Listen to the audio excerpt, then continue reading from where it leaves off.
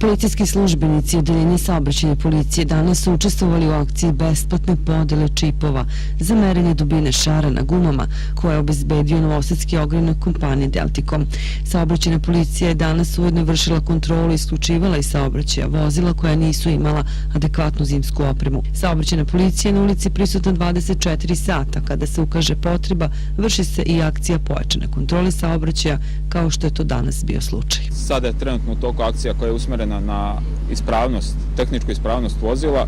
Nedavno je završena, kao što se zna, preventivni deo te akcije kada su vozači za lakše prekršaje tehničke neispravnosti opominjani. I vozači su imali mogućnost da se u centrima za tehnički pregled vozila da besplatno izvrše proveru tehničke ispravnosti svog vozila.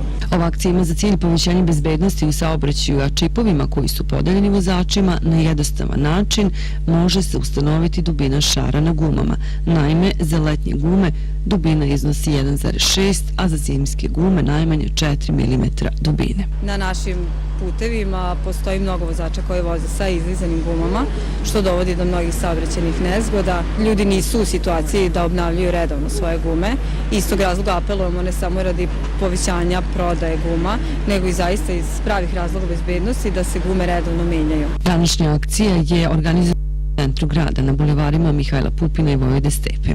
A kako su nam rekli u Odeljenju saobraćajne policije, kazne za vozače koji posle 1. novembra nemaju zimske gume kreću se u zavisnosti od slučaja do slučaja i od prekršajnog dosijea vozača.